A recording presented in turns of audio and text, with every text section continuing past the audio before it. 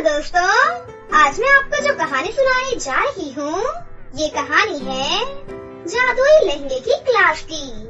तो चलिए दोस्तों, देखते हैं आज की ये कहानी। किसी गांव में अंशिका नाम की एक लड़की रहती थी। अंशिका गरीब लड़कियों को सिलाई सिखाने का काम करती थी। अंशिका से सिर्फ सिलाई सीखकर गरीब लड़कियां अपने घर का खर्च चलाया करती थी। दूसरी तरफ अंशिका बिना किसी स्वार्थ के हमेशा गरीब लड़कियों को मुफ्त में सिलाई सिखाया करती थी। इस तरह कुछ लड़कियां अंशिका से सिलाई सीखने उसके घर जा रही थीं कि तभी अचानक रास्ते में खड़े कुछ आवारा लड़के उन लड़कियों को छेड़ने लगते हैं। ये देख वो लड़कियां घबराकर रोती हुई वापस अपने घर लौट जाती हैं। इस तरह धीरे धीरे ये रोज की बात बन जाती है। अंशिका के घर में जो भी लड़की सिलाई सीखने जाती, सभी लड़के उन लड़कियों को छेड़कर उन्हें परेशान किया करते थे। धीरे धीरे सभी लड़कियां आवारा लड़कों के डर से अंशिका के घर जाना बंद कर देती हैं। फिर एक दिन अंशिका उन लड़कियों के घर जाती है। अरे क्या हुआ? तुम लोग इतने दिनों से सिलाई सीखने क्यों नहीं आ रही हो? मैं रोज सुबह से तुम सभी का इंतजार करती हूँ। अंशिका दीदी, आपके घर के रास्ते में रोज कुछ बदमाश लड़के हमें परेशान करते हैं। वो सभी दिखने में बहुत ही खतरनाक हैं और साथ ही साथ बहुत ही बदतमीज भी हैं। हमें उसे बहुत डर लगता है, इसीलिए अब हम आपके घर सिलाई सीखने नहीं आ पाते। उस लड़की की ये बातें सुनकर अंशिका गुस्से से आग बबूला हो जाती है और उस लड़की से अंशिका कहती है, तुम बिल्कुल भी चिंता मत करो, मैं अभी जाकर उन लड़कों को सबक सिखाकर आती हूँ। इतना कहकर अंशिका एक डंडा उठा लेती है और उन लड़कों के पास जाकर उन्हें डांटने लगती है। मासूम और सीधी सादी लड़कियों को छेड़ते हुए तुम्हें शर्म नहीं आती क्या? वो सभी बेचारी गरीब लड़कियां मेरे पास सिलाई सीखने आती हैं ताकि अपने घर का गुजारा कर सके। अगर उनकी जगह तुम्हारी माँ और बहन होती तो क्या तुम उन्हें भी ऐसे ही छेड़ते? अंशिका की तीखी तीखी बातें सुनकर उन दोनों लड़कों को बहुत गुस्सा आता है। तभी वो लड़के कहते हैं, देख, तू बहुत ज्यादा ही बोल रही है। इतनी देरी से तेरी चपड़ चपड़ सुन के हमारे कान दुख रहे हैं। चल सीधी तरह यहाँ से निकल जा, वरना ठीक नहीं होगा तेरे साथ। मैं तुम लोगों से डरने वाली नहीं हूँ। अगर आज के बाद तुमने मेरे घर आने वाली किसी भी लड़की को परेशान किया तो मैं तुम सबको नहीं छोड़ूंगी, समझे तुम लोग? अच्छा, तो तू हमें धमकी दे रही है? ठहर जा, अभी बताता हूँ तुझे। उसके बाद वो लड़के अंशिका को पकड़कर उसे रस्सियों से बांधने लगते हैं। अरे नहीं, ये तुम लोग क्या कर रहे हो? छोड़ो मुझे! अरे कोई तो मुझे बचाओ! अंशिका जोर जोर से चिल्लाने लगती है, लेकिन उसे बचाने कोई भी नहीं आता है। उसके बाद वो सभी लड़के अंशिका के हाथ पैर बांध देते हैं और उससे कहते हैं, चलो इसे गांव की बाहर वाली नदी में फेंक कर हमेशा के लिए इसका किस्सा ही खत्म कर देते हैं। फिर सभी लड़के अंशिका को उठाकर गांव की बाहर वाली नदी के पास ले जाते हैं और फिर उसी नदी के अंदर उसे फेंककर वहां से भाग जाते हैं। अंशिका नदी के गहरे पानी में डूबने लगती है, लेकिन तभी वहाँ एक जादुई लहंगा प्रकट हो जाता है। नदी के अंदर उस जादुई लहंगे का एक बहुत ही बड़ा सा महल था। उसके बाद जादुई लहंगा अंशिका को बचाकर अपने महल में ले जाता है। उस जादुई लहंगे के महल को देखकर अंशिका हैरान रह जाती है। मैं एक जादुई लहंगा हूँ, तुम यहाँ बिल्कुल सही सलामत हो, लेकिन आखिर तुम इस नदी में कैसे गिरी? उसके बाद अंशिका उस जादुई लहंगे को सारी बात बता देती है। अच्छा, तो ये बात है। तुम फिक्र मत करो, आज से मेरे इस महल को तुम अपना ही घर समझो और साथ ही तुम यहाँ गांव की सभी गरीब लड़कियों को सिलाई भी सिखा सकती हो। मैं अपने जादू से इस घर में एक क्लासरूम बना देता हूँ, जिसमें तुम और मैं मिलकर सभी गांव की लड़कियों को सिलाई सिखा सकते हैं। ये सुनकर अंशिका बहुत खुश होती है। फिर नदी से बाहर निकलकर वो गांव की सभी लड़कियों को उस जादुई लहंगे के बारे में सब कुछ बता देती है। फिर अगले दिन से अंशिका और जादुई लहंगा सभी लड़कियों को नदी के अंदर मौजूद जादुई क्लासरूम में सिलाई सिखाना शुरू कर देती हैं। इस तरह वो सभी लड़कियां बिना किसी परेशानी के साथ सिलाई सीखने लगती हैं। फिर एक दिन वो लड़के, अरे गांव की लड़कियों को क्या हो गया? आजकल कोई भी लड़की सड़क पर दिखाई ही नहीं देती।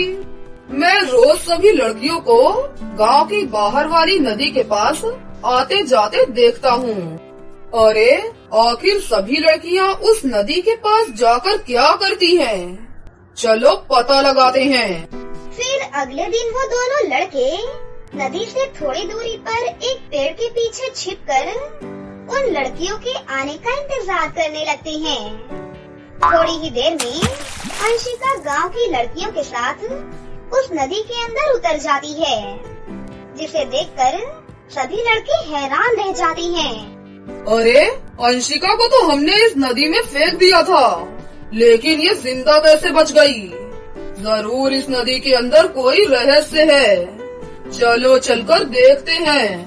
उसके बाद वो दोनों लड़के एक एक कर नदी के अंदर पानी में कूद जाते हैं और देखते हैं, अरे यहाँ तो चारों तरफ दीवार है। आखिर वो सभी लड़कियाँ कहाँ गायब हो गयी? तभी अचानक से वहाँ पर जादुई लहंगा प्रकट हो जाता है। फिर जादुई लहंगा वहाँ पर एक लाल मिर्च का स्प्रे प्रकट करके उन दोनों लड़कों के ऊपर छिड़कने लगता है। मिर्च स्प्रे उन लड़कों के ऊपर पड़ते ही वो लड़के जोर जोर से चिल्लाने लगते हैं। अरे मर गए रे! अरे मेरी आंखों में बहुत तेज जलन हो रही है। अरे ये सब क्या हो रहा है? कोई बचाओ मुझे। इस तरह दोनों लड़के जोर जोर से चिल्लाने लगते हैं कि तभी जादुई लहंगा वहाँ पर ढेर सारे डंडे प्रकट करता है और उन दोनों लड़कों की खूब अच्छे से धुलाई करने लगता है। अरे नहीं, ये सब हमारे साथ क्या हो रहा है? तुम सब मासूम लड़कियों को परेशान करते हो ना, इसीलिए मैं डंडे से तुम्हारी पिटाई कर रहा हूँ। नहीं नहीं, हमें छोड़ दो। हम वादा करते हैं आज के बाद हम कभी भी किसी लड़की को परेशान नहीं करेंगे। फिर काफी देर उन दोनों लड़कों की पिटाई करने के बाद जादुई लहंगा उन्हें उठाकर नदी से बाहर फेंक देता है। इस तरह उन दोनों लड़कों को सबक मिल जाता है और वो दोनों लड़के पूरी तरह सुधर जाते हैं। इस तरह सब कुछ ठीक हो जाता है और गांव की सभी लड़कियां चैन से अपनी जिंदगी जीने लगती हैं। एक बार की बात है, परी लोक में एक सुनैना नाम की परी रहा करती थी। सभी परियों की तरह सुनैना परी के पास भी कुछ जादुई शक्तियाँ थी, लेकिन सुनैना परी में बस एक ही कमी थी कि वो बहुत ही छोटी थी, जिससे सभी परियां हमेशा उसका मजाक बनाती रहती थी। सुनैना परी, तुम्हारी माँ एक चुईया थी क्या, जो तुम इतनी छोटी और बौनी हो? मुझे तो लगता है कि तुम एक बौनी परी हो। हाँ, मुझे भी यही लगता है कि इसकी माँ एक चुईया ही थी, तभी तो इसका कद इतना छोटा है और ये एक बौनी परी है। सुन बौनी, तुमसे तो कोई शादी भी नहीं करेगा, अगर वो करेगा तो वो एक बौना ही होगा। सुनैना उन लोगों की बातों पर ध्यान नहीं देती और वहाँ से चली जाती है। फिर सुनैना इधर उधर बगीचे में घूमने लगती है। वो बगीचे में घूम रही होती है कि तभी उसे एक राजकुमार दिखाई देता है। राजकुमार को देखकर सुनैना परी बहुत खुश होती है और वो हर रोज बगीचे में घूमने आती और एक पेड़ के पीछे छुपकर राजकुमार को देखा करती थी। मुझे लगता है कि राजकुमार दिल का बहुत ही अच्छा है। मुझे नहीं लगता कि मेरे छोटे होने से राजकुमार को कोई दिक्कत होगी। फिर एक दिन जब सुनैना परी बगीचे में घूम रही होती है, तभी उसे राजकुमार दिखाई देता है। राजकुमार को देखकर वो उसके पास जाती है और सुनैना राजकुमार से बोलती है, राजकुमार, मैं तुमसे कुछ कहना चाहती हूँ। हाँ बोलो, तुम क्या कहना चाहती हो? राजकुमार, मैं तुमसे शादी करना चाहती हूँ। क्या तुम मुझसे शादी करोगे? क्या तुम्हारा दिमाग खराब हो गया है क्या? मैं तुम जैसी बौनी लड़की से शादी करूँगा? ऐसा कभी हो ही नहीं सकता। जाकर अपना कद एक शीशे में देखो, फिर किसी राजकुमार से शादी करने का सपना देखना। फिर सुनैना परी उदास होकर घर वापस चली जाती है और आईने में अपना कद देखकर बोलती है, हे भगवान, तुमने मुझे इतना छोटा क्यों बनाया है, जिससे मुझे परी लोग के सभी लोग बौनी बौनी करके बोलते हैं। क्या मैं इतनी छोटी हूँ जिससे सभी लोग मुझे बौनी कहते हैं? सुनैना इतना बोलकर जैसे ही घर के बाहर सभी परियों के पास आ जाती है, उसे एक परी देखकर बोलती है, सुन बौनी, क्या हुआ? तू इतनी उदास क्यों है? वैसे तू इतनी बौनी है तो उदास ही रहेगी ना। फिर सुनैना परी रोते हुए परी लोग की एक झील के पास जाती है। सुनैना झील में कूदने वाली होती है कि तभी उसे उस झील की जल परी दिखाई देती है और उसे रोक लेती है। क्या हुआ परी, तुम इतनी उदास क्यों हो और नदी में कूदकर आत्महत्या क्यों करने वाली थी? जल परी जी, मैं इतनी छोटी हूँ, इसलिए मुझे परी लोग के सभी लोग बौनी बौनी करके बोलते हैं और परी लोग की सभी परियां मुझसे बात ही नहीं करती हैं। मैं हमेशा अकेली रहती हूँ। आप ही बताइए जल परी जी, मैं मरूं नहीं तो क्या करूँ? परी, ये लो, ये एक जादुई छड़ी है। इसे लेकर तुम जो भी बोलोगी तुम्हारी इच्छा पूरी हो जाएगी। अगर तुम इस जादुई छड़ी को लेकर बोलोगी, हे जलपरी जी, तुम मुझे बाकी परियों की तरह बड़ा कर दो, तो फिर तुम्हारी इच्छा पूरी हो जाएगी। इस जादुई छड़ी की मदद से तुम किसी भी चीज का रूप धारण कर सकती हो और अगर तुम्हें अपनी असली रूप में आना है तो तुम बोल देना, हे जलपरी जी, मुझे अपने परी रूप में आना है। ऐसा बोलकर झील की जल परी वहाँ से चली जाती है। फिर सुनैना परी जादुई छड़ी को लेकर वहाँ से चली जाती है। फिर सुनैना परी बगीचे में घूमने जाती है और जादुई छड़ी से बोलती है, हे जलपरी जी, तुम मुझे बाकी की परियों की तरह लंबी बना दो। सुनैना के इतना बोलते ही वो सभी परियों की तरह लंबी हो जाती है और बहुत ही खूबसूरत दिखने लगती है। सुनैना अपने बदले हुए रूप को देखकर बहुत ही ज्यादा खुश होती है और जब सुनैना बगीचे से गुजरती है तो उसे सभी परियां देखती रह जाती हैं। अरे परियों, सुनैना को तो देखो, उसका कद कितना लंबा हो गया है। अब तो वो बहुत ही सुंदर दिखने वाली परी लग रही है। फिर सुनैना जब और आगे जाती है तो उसे वही राजकुमार फिर से दिखाई देता है, जिस राजकुमार ने सुनैना का मजाक बनाया था। हे खूबसूरत परी, तुम कौन हो और तुम कहाँ रहती हो? राजकुमार, क्या तुमने मुझे पहचाना नहीं क्या? मैं वही बौनी परी हूँ जिसका तुमने बहुत मजाक बनाया था। सुनैना की ये बात सुनकर राजकुमार बहुत ही दुखी होता है और फिर सुनैना वहाँ से चली जाती है। फिर एक दिन सुनैना परी को सभी परियां आकर उससे बोलती हैं, हे सुंदर परी, तुम इतनी सुंदर कैसे हो? क्या तुम हमें अपने सुंदर होने का राज बता सकती हो? परियों, मैंने अपने चेहरे पर 1 महीने तक काला तेल लगाया है, इसलिए मेरा चेहरा इतना सुंदर हो गया है। अगर तुम लोग भी अपने चेहरे पर काला तेल लगाओगी तो तुम लोग भी बहुत ही सुंदर बन जाओगी। सभी परियां सुंदर दिखने के लिए अपने चेहरे पर काला तेल लगाने लगती हैं।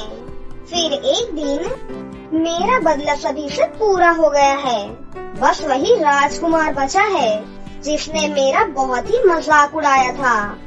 अब मैं भी उससे अपना बदला जरूर पूरा करूंगी। फिर सुनैना परी परी लोग की चुड़ैल के पास जाती है। फिर सुनैना अपनी जादुई छड़ी से बोलती है, हे जल परी जी, इस चुड़ैल को एक सुंदर परी में बदल दो। सुनैना के इतना बोलते ही वो चुड़ैल एक सुंदर परी के रूप में बदल जाती है। सुनो, मैंने तुम्हें चुड़ैल से परी बनाया है, इसलिए जो मैं कहूँगी तुम वही करना। ठीक है, आप जो कहोगी मैं वही करूँगी। फिर सुनैना उसे पूरी बात बताती है जो राजकुमार के साथ करना होता है। फिर राजकुमार जब उस परी को देखता है तो वो उस पर मंत्र मुक्त हो जाता है और उस परी से बोलता है, हे सुंदर परी, क्या तुम मुझसे शादी करना चाहोगी? हाँ राजकुमार। फिर राजकुमार और परी की शादी हो जाती है। वो दोनों जब सो रहे होते हैं तभी वहाँ पर सुनैना परी आती है। फिर सुनैना परी अपनी जादुई छड़ी से बोलती है, हे जल परी जी, तुम इस परी को फिर से चुड़ैल में बदल दो। सुनैना के इतना बोलते ही वो परी फिर से चुड़ैल के रूप में बदल जाती है। फिर अगले दिन जब सुबह होने पर राजकुमार सोकर उठता है तो देखता है कि अरे, मेरे बिस्तर पर ये चुड़ैल कहाँ से आ गई? मेरी पत्नी कहाँ है? क्या मैंने एक चुड़ैल से शादी की है? परी लोग के सभी लोगों को परेशान करके सुनैना परी बहुत ही खुश थी। फिर सुनैना परी अचानक वहाँ से गायब हो जाती है और उसे झील के पास पहुँचती है जहाँ पर उसे झील की जल परी मिली थी। तभी झील की जल परी सुनैना से बोलती है, सुनैना, ये तुम क्या कर रही हो? मैंने तुम्हें ये छड़ी दूसरों को परेशान करने के लिए नहीं दिया था, बल्कि मैंने तो दूसरों की भलाई करने के लिए तुम्हें ये जादुई छड़ी दी थी। लेकिन मैंने उन्हीं लोगों को परेशान किया है जो लोग मेरा बहुत मजाक बनाते थे। उन लोगों ने तुम्हारा मजाक बनाया था तो उन्हें अपनी गलती का एहसास भी हुआ था। आप मुझे माफ कर दीजिए जल परी जी। ठीक है सुनैना, मैं तुम्हें माफ कर दूंगी, लेकिन आगे से तुम ऐसी गलती कभी भी मत करना। फिर इतना बोलकर झील की जल परी वहाँ से चली जाती है और फिर सुनैना अपने सुंदर चेहरे के साथ हंसी खुशी रहने लगती है।